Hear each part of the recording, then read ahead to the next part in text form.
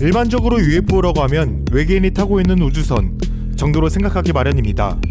고대에서부터 전 세계적으로 목격이 이어지고 있고, 부마를 구독하고 영상을 쭉 보신 브로님들이라면 부마가 UFO를 빛으로 함께 있던 지인은 형태까지 목격했다는 것을 잘 알고 계실 겁니다. 그렇다 보니 UFO가 존재하고 지구에 방문한다고 생각합니다. 하지만 UFO에 외계인이 타고 있다는 질문에 대해서는 몇 가지 의문이 드는데요. UFO에는 정말 외계인이 타고 있을까요? 이번 시간은 UFO에는 외계인이 타고 있을까에 대해서 설명요정 부마가 설명하겠습니다.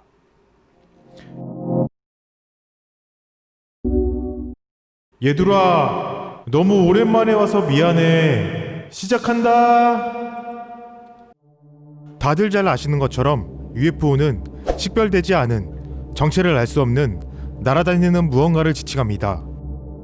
95%가량은 주작이거나 검은 비닐봉다리, 드론, 헬륨 풍선 등을 착오한 것이고, 나머지 5%만이 정체는 알 수 없지만 지성체가 만든 외계에서 온 무언가일 가능성이 있습니다. 이번 주제에서 UFO는 검은 비닐봉다리 따위가 아니라 외계에서 온 비행선으로 두고 외계인이 타고 있는지에 대해서 함께 생각해보고자 합니다. 2012년 멕시코의 민영 방송사인 노티스 에로스 텔레비자에서 포포카페틀 화산을 촬영하던 중 폭 200m, 직경 1km에 달하는 초대형 UFO가 마그마로 들끓는 분화구로 들어가는 모습을 촬영하기도 했고, 2020년 4월에는 미국 동부 해안에서 작전 중이던 FA-18 슈퍼호넷 전투기가 타겟 추적 시스템으로 촬영한 UFO 영상에 대해 펜타곤이 공개적으로 인정하기도 했습니다. 또한 설명요정 부마의 지난 UFO 시리즈인 한국에서 가장 선명한 UFO와 무인기 추락 사건에서처럼 인천 남능공단에서 촬영된 나비형 UFO가 지구 반대편에 있는 코스타리카에서 발견되기도 합니다. 급가속, 급정지, 순간 사라짐 등의 비행 패턴으로 볼 때 그것들은 우리의 과학적 상상력을 훨씬 뛰어넘는 존재이며 어떤 목적에서인지는 알 수 없지만 지구에 꾸준히 방문하고 있다는 것입니다. 미국의 천문학자인 제이 앨런 하이넥은 UFO 혹은 관련된 생명체와 접촉하는 상황에 대해서 4가지 기준을 정립했습니다. 첫 번째로 제1종 근접조우는 인간의 기술로 만들어진 것이 아닌 하나 이상의 비행물체를 목격하는 것을 말합니다. 제2종 근접조우는 UFO의 목격과 함께 물리적인 영향을 받는 것입니다. 이를테면 UFO가 출현한 지역에서 방사능 수치가 높게 측정된다든지 시간이 사라지는 경험을 하는 것 등이 있을 수 있습니다. 제3종 근접조우는 UFO와 관련된 살아있는 존재와 마주하는 것을 말합니다. 제4종 근접조우는 UFO와 관련된 존재에게 필압되는 것을 의미합니다. 이 4가지 조우에 대해서 브로님들은 어떻게 생각하시나요? 비행물체의 목격담이야 보기도 했고 어제 오늘의 일이 아니니 이해할 수 있습니다. 그러나 과연 단순히 UFO를 목격하는 것만이 아닌 UFO와 관련된 존재를 보거나 심지어 필압되는 3, 4종 조우가 정말 있기는 한 걸까요? 그런데 그게 실제로 일어났습니다. 외계인을 봤거나 필압되었다는 증언이 실제로 존재합니다. 가장 유명한 외계인에 의한 필압 사건은 미국 뉴 햄프셔주에서 일어난 바니아 베티일 부부 사건입니다. 1961년 9월의 어느 가을날, 바니아 베티일 부부는 3일간의 여행을 마치고 자가용을 몰고 집으로 돌아가고 있었습니다.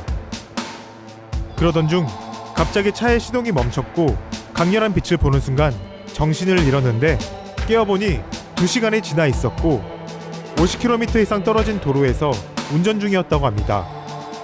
이후 아내인 베티일은 불면증과 함께 외계인에게 일종의 실험을 당하는 악몽에 시달리기 시작했습니다. 이 악몽이 1년 이상 지속되자 보스턴의 권위 있는 신경정신과 의사인 벤자민 사이먼 박사에게 도움을 청했고 체면요법을 통해 잃어버린 2시간을 기억해냈습니다. 베티의 기억에서는 시동이 꺼진 차 앞으로 원반 형태의 UFO가 모습을 드러냈다고 합니다.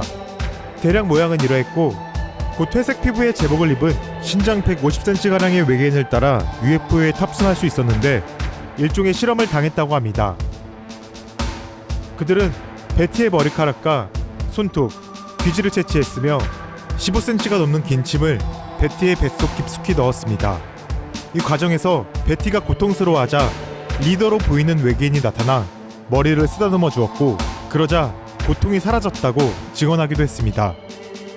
실험이 끝나고 베티와 리더는 텔레파시로 대화할 수 있었는데, 베티가 우주선이 어디로 가냐고 묻자 당신이 지금 어디 있는지 모른다면 내가 어디에 있는지 말할 필요가 없을 것이다. 라고 답하면서 천체 같은 것을 보여주었다고 합니다. 놀라운 것은 이 사건이 대중에 공개되자 아마추어 천문학자가 단서를 발견했는데, 리더가 말한 천체의 위치가 지구에서 39광년 떨어진 그물자리 제타였다는 것입니다. EUB 공군은 바니와 베티엘 부부가 기상관측 기구에 달빛이 반사된 것을 착각한 것 같다며 사건을 일축했지만, 부부가 봤다고 하니 속을 들여다볼 수도 없고 알 수 없는 일입니다. 자, 브로님들은 베티엘 부부의 증언을 어떻게 생각하시나요? 저도 참 제가 봤다고 하면서도 의심부터 하는 게 사실입니다.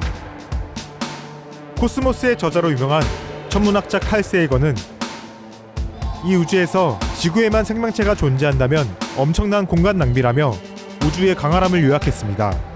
우주의 나이는 120에서 140억 년이며 관측 가능한 우주의 크기는 약 465억 강년입니다.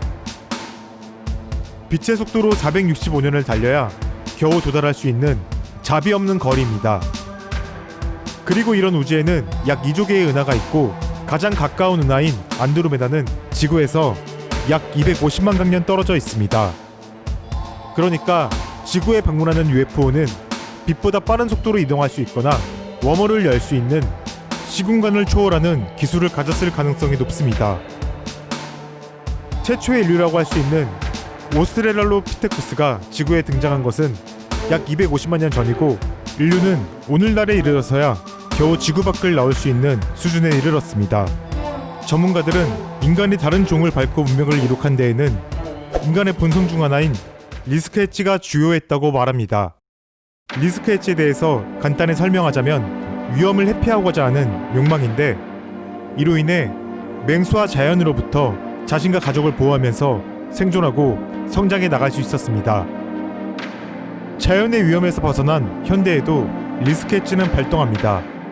위험 지역에 로봇을 투입하고 심지어 가까운 미래에는 무인 병기의 개발로 인간이 더 이상 전쟁에 필요치 않을지 모르며 인간이 생존하기 어려운 우주로 우주선에 탐사 로봇을 실어 날리기도 합니다. 리스크 엣지가 발동한 결과물입니다. 이런 위험을 회피하는 리스크 엣지는 고등 생명체로 진화하고 발전하는 데에 필수적이라고 할 수 있습니다. 지구에 방문하는 UFO를 만든 존재들이 실제한다면 장담할 수는 없지만, 인간처럼 리스크 엣지를 통해 위험을 회피하고 진화하고 문명을 이루고 항성간, 은하간 이동을 할 수 있는 기술에 도달했다고 추정할 수 있습니다. 물론 당연히 넷피셜입니다. 그냥 생각을 해보자는 겁니다. 그렇다면 외계의 존재들이 상상도 안 되는 까마득히 먼 우주에서 굳이 UFO에 직접 탑승해서 지구에 방문할까요? 현재 인류는 인터넷과 카메라를 통해 지구 반대편에 있는 사람과 화상으로 회의를 하기도 하고, 화상 탐사 로봇이 지구로 전송하는 데이터를 바탕으로 화성이 어떻게 생겼는지, 또 어떤 성분으로 되어 있는지, 혹시 우리와 같은 유기생물은 없는지 관찰하고 있습니다. 또한 2016년 MIT 컴퓨터 과학 인공지능 실험실과 보스턴대 연구팀은 초보적인 단계이지만 뇌파를 통해 로봇을 움직일 수 있는 기술을 개발하기도 했습니다.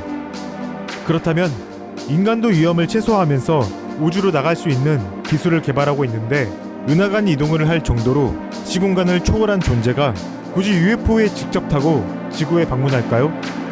바니와 베티엘 부부의 목격이 사실이라면 그들이 목격한 외계인은 시야는 물론 감각을 공유하는 휴머노이드 정도로 생각할 수 있진 않을까요? 조금 더 나가서 인간이 인간의 모습과 닮은 로봇을 만드는 것처럼 회색의 존재들도 그들의 창조자, 즉 외계의 존재와 닮진 않았을까요? 오늘의 결론: 못난 부마를 둔 브로들에게 미안하다! 너무 늦었죠? 브랜드를 하고 있는데 시기가 시기인지라 매출도 떨어지고, 매출이 떨어지면 덜 바쁠 줄 알았는데 더 바쁘더라고요. 이건 청바지를 만드는 과정이에요. 이렇게 생지 원단에서 워싱을 하면 이렇게 이쁜 색이 나옵니다. 새로 나온 카펜터 데님인데 이쁘죠? 댓글 보고 감동했습니다. 10분 남짓한 영상이지만 하나를 만드는데 일주일 정도 걸려요. 신경 쓸 것도 많고 짬이 잘 안 나더라고요. 다음 영상은 목요일쯤 나올 것 같아요. 자주 오겠습니다. 그럼 오늘도 감사합니다.